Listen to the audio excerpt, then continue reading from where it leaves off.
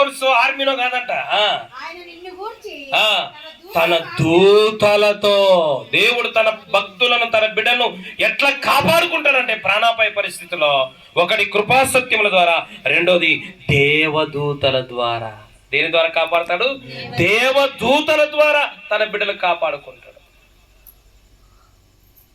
మన దూతలు మన కంటికి కనపరావు, కానీ దూతలకు మనకేం జరుగుతుందో వాడికి తెలుసు.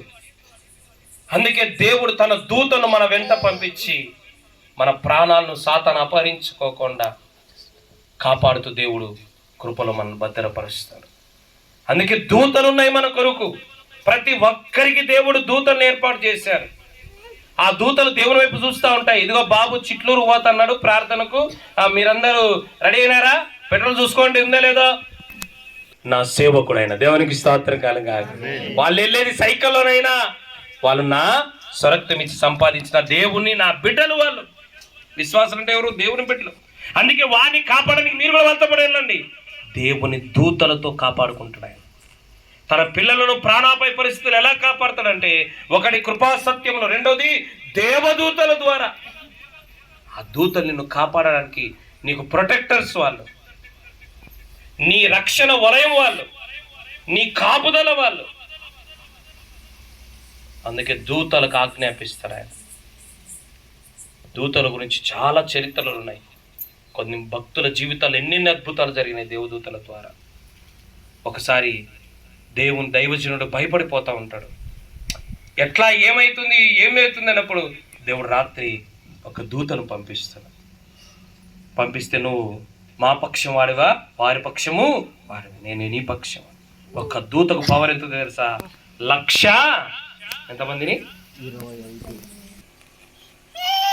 నువ్వు వాడుకో. అదే మనకు పరిచయం చేస్తే నువ్వేమో వాళ్ళకి నెలల జీతం ఇస్తున్నావా? ఊరికినే చచ్చాయి. దేవుని దూతలు మనకు కాపుదల ఉన్నాయి.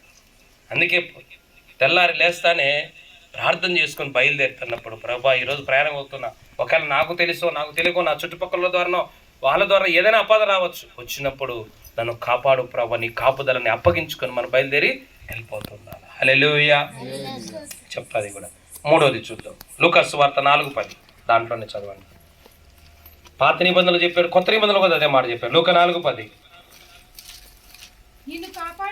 నిన్ను కాపాడడానికి, నిన్ను గూర్చి తన దూతలకు ఎమ్మక పోతున్నారు, విమానంలో పోతున్నారు, వారిని ప్రొటెక్ట్ చేయాలా, కంటి పాపలాగా వాళ్ళని చూసుకోవాలని జీవో పాస్ చేస్తారంట. ఆ జీవో తీసుకొని మన దగ్గరికి వస్తారు వాళ్ళు దేవదూతలు. దేవుడు నిన్ను కాపాడడానికి తన దూతలకు ఆజ్ఞ జారీ చేస్తాడంట. వెళ్ళంటే వెళ్ళాల్సిందే, కాపాడంటే కాపాడాల్సిందే. ఈరోజు అభిషేకు ప్రాణాలతో ఉన్నాడంటే దేవుని దూతలు అక్కడ అతన్ని కాపాడగలిగాయి, తన ప్రాణాన్ని నిలబెట్టగలిగాయి. మూడో విషయం, యోహాను సువార్త 17:15. యోహాను సువార్త 17:15. నీవు లోకములో నుండి వారిని తీసుకుపోమ్మని నేను ప్రార్థించుటలేదు గాని దుష్టుని నుండి వారిని కాపాడమని ప్రార్థించుచున్నాను. చాలు. మూడోదిగా ప్రార్థన ద్వారా ఆయన కాపాడుతాడు. ప్రార్థన ద్వారా కాపాడుతాడు. అందుకే నువ్వు ప్రయాణం చేసేప్పుడైనా, భోజనం చేసేప్పుడైనా, ఎక్కడికి పోయేప్పుడైనా ప్రార్థన చేసుకొని, దొరికిందే సందు ఏం చేస్తారు, ప్లేట్లో పెడతానే గబా గబా గబా అని ఏం చేస్తావు. అందుకే బంధువుల ఇంటికి పోయినా, ఏదైనా ఫంక్షన్లకు పోయినా, లేకపోతే ఎక్కడికి పోయినా ఒక్క నిమిషం ఓర్చుకొని ప్లేట్లో ఏమైనా లాక్కుంటారు ఎవరన్నా. నాకు తోడుగా ఉంటుంది. నేను ఎక్కడికి పోయిన ప్రార్థనే నాకు తోడుగా ఉంటుంది. నా జీవదాత ప్రార్థన నాకు తోడుగా ఉంటుంది, నన్ను కాపాడుతుంది. ప్రార్థన మనల్ని కాపాడుతుంది. అందుకే పిల్లలకు పొద్దున్న లేస్తానే చెప్పాల్సి, హోంవర్క్ రాసినావా లేదా? వాళ్ళు అంటారు, నువ్వు టిఫిన్ చెప్పాలి, హోంవర్క్ నేను చేస్తా అంటారు. అవన్నీ పక్కన పెట్టాను. పొద్దున్న లేస్తానే మోకరించి ప్రార్థన చేసుకో. ఈరోజంతా దేవుడు నిన్ను కాపాడాలా. ప్రార్థన ప్రార్థన ప్రార్థన. అందుకే దేవుడు తన పిల్లలను ఏ విధంగా కాపాడుకుంటాడంటే, మూడోదిగా ప్రార్థన ద్వారా. బైబిల్ ఆదికాండం నుంచి ప్రకటన వరకు మనం చదివితే ప్రార్థనే భక్తులను కాపాడేది, ప్రార్థనే భక్తులకు కాపుదలను ఇచ్చేది. అందుకే ఎవరైనా చర్చి కొత్తగా వస్తేనే మైక్ ఇవ్వకండి వాళ్ళకు. ఏం నేర్పాలి ఫస్ట్ వాళ్ళకు? పాటలు ప్రసక్తి ఇవ్వకూడదు, అసలు అలవాటు పడిపోతే ప్రార్థన జీవితం ఉండదు. అందుకే ఒక్క పాట పాడే వ్యక్తి కంటే ప్రార్థన చేసే ఒక వ్యక్తి చాలా శక్తిమంతుడు, చాలా శక్తిమంతుడు, చాలా శక్తిమంతుడు. ఎందుకంటే ప్రార్థనలో అంత శక్తి ఉంది, ప్రార్థనలో అంత అభిషేకం ఉంది, ప్రార్థనలో అంత మహిమ ఉంది. దేవుని సన్నిధి దిగి వస్తుంది. పౌలు శీలలు మధ్యరాత్రి వేళ ప్రార్థన చేస్తుంటే ఎవరు కాపాడినారు? వచ్చి ఎట్లా కాపాడినాడు? ప్రార్థన ద్వారానే. ప్రార్థన ఈరోజు నిన్ను, నీ పిల్లలను, మనల్ని, మన కుటుంబాలను కాపాడేది ప్రార్థనే. ప్రార్థన గురించి మనకు తెలుసు, కానీ ప్రార్థన మాత్రము విచిత్రం ఏంటంటే క్రైస్తవులందరికీ ప్రార్థన గురించి పిల్లప్పటి నుంచి వింటున్నాంలేయా, కానీ చేస్తాడయ్యా. వినేది వేరు, తెలుసుకోవడం వేరు, రావడం వేరు, కానీ చేయడమే అసలైన విషయం అది. అందుకని ప్రార్థనే నిన్ను కాపాడును, ప్రార్థనే నిన్ను కాపాడును. ఒక ఆయన ప్రార్థన చేస్తాడు. ఏమని చేస్తాడు తెలుసా?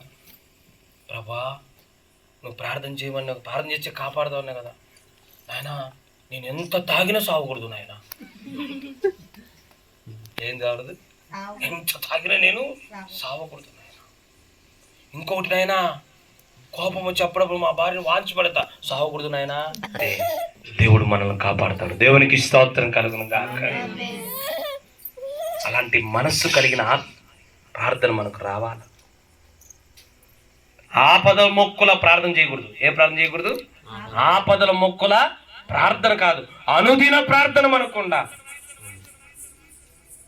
ఆపద వచ్చేప్పుడు ప్రార్థన కాదు, అనుదిన ప్రార్థన మనకుంటే అనుక్షణము కాపాడతాడు మనం.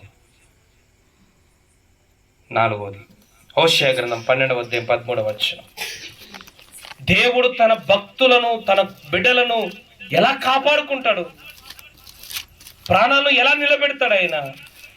హోషేయ 12:13. అది కన్నా పక్కన ఉంటుంది చూడండి. 12:13. ఒక ప్రవక్త ద్వారా యెహోవా ఇశ్రాయేలును ఐగుప్తు దేశములో నుండి రప్పించెను ప్రవక్త ద్వారా.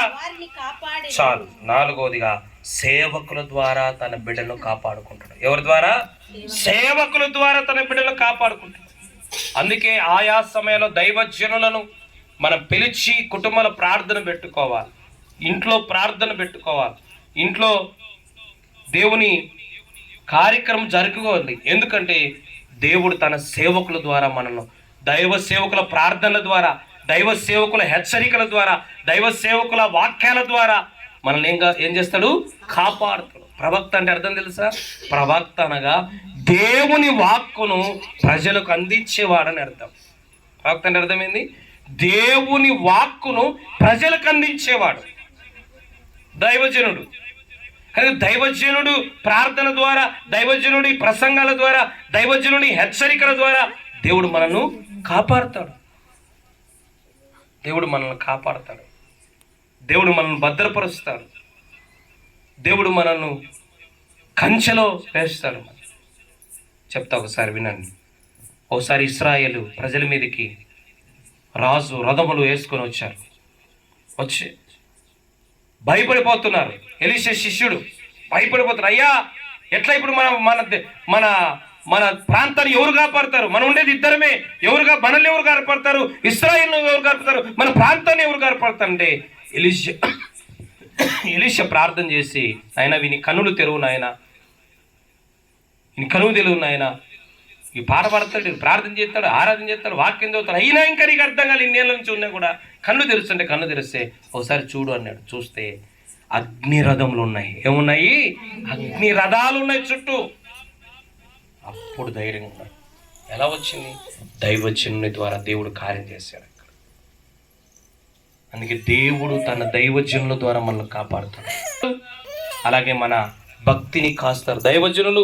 మన ఆత్మలను, మన కుటుంబాలను, మన భక్తిని కాపాడే మన పైన విచారణకర్తలుగా దేవుడు పెట్టాడు దైవజనులు. అందుకే సేవకుల ద్వారా దేవుడు మనల్ని కాపాడడానికి దేవుడు నియమించుకున్నాడు సేవకులు. ఏ కీడు తగలకోకుండా వారిని ద్వారా దేవుడు కృప చూపించేవాడై ఉన్నాడు. దేవునికి స్తోత్రం కలుగునుగాక. 5వ విషయం చెప్పి ముగించుకుని సామెతలు 2వ అధ్యాయం 11వ వచనం. సామెతలు 2వ అధ్యాయం 11వ వచనం. బుద్ధి నిన్ను కాపాడు. దేవుడు దేని ద్వారా మనల్ని కాపాడతాడంటే చివరిగా దేవుడు మనకు బుద్ధినిచ్చి కాపాడతాడు. దేని ద్వారా కాపాడతాడు? బుద్ధినిచ్చి కాపాడతాడు. జ్ఞానవంతుడు అపాయం వచ్చుట చూచి ఏమంటాడు? దాగుకుంటాడు. జ్ఞానము లేని వాడు ఆపదలో చిక్కుకుపోతాడు. దేవుని వాక్యం సెలవిస్తుంది. కనుక ఆ సమయంలో ఎలా తప్పించుకోవాలనో, ఎలా బయటపడాలనో, అందుకంటే ఏం చేసామో నాకు అర్థం కాలే, టక్ అట్లా ఎగరాలనిపించింది ఎగరేసా, అట్లా తొలగాలనిపించింది తొగలేసా, ఏమోట అట్లా చేయాలనిపించింది నాకు అంటే దేవుడు ఆ సమయంలో మనకు బుద్ధిని ఇస్తాడు, జ్ఞానం ఇస్తాడు. ఆ ప్రమాదం నుంచి, ఆ శ్రమలో నుంచి, ఆ చిక్కులో నుంచి, ఆ యొక్క ఇరుకులో నుండి తప్పించుకోవడానికి దేవుడు మనకు బుద్ధిని, జ్ఞానాన్ని ఇస్తాడు. దాని ద్వారా మనల్ని కాపాడబడతాం. సామెతలు 19వ అధ్యాయం 8వ వచనం. సామెతలు 19:8. బుద్ధి సంపాదించుకొనివాడు ఏం సంపాదించుకోవాలంట? బుద్ధి సంపాదించుకొనివాడు తన ప్రాణమును తన ప్రాణానికి ఉపకారి, సహకారి, కాపాడుకుంటాడు తన ప్రాణాన్ని. అందుకే బుద్ధి సంపాదించుకొనుము. ఎట్లా వస్తుంది బుద్ధి? ఎట్లా వస్తుంది? యెహోవా యందు భయభక్తులు కలిగి ఉంటే జ్ఞానమునకు మూలము. అలాగనే ఎట్లా వస్తుంది బుద్ధి? సామెతలు 1వ అధ్యాయం 2, 3, 4 వచనం చదివితే ఆయన వాక్యాన్ని వినుట ద్వారా మనకు బుద్ధి కలుగును, అభ్యసించుట ద్వారా. అందుకే వాక్యం బాగా చదవండి. దేవుని యందు భయభక్తులు కలిగి ఉంటే దేవుడు మనకు బుద్ధిని ఇస్తాడు, జ్ఞానం ఇస్తాడు, వివేకం ఇస్తాడు. ఎలా పదలోంచి, ప్రమాదం నుంచి బయటపడాలో దేవుడే మనకు తెలివితేటలు ఇస్తాడు. దాంట్లోంచి మనం బయటపడతాం, దాంట్లోంచి మనం తప్పించబడతాం.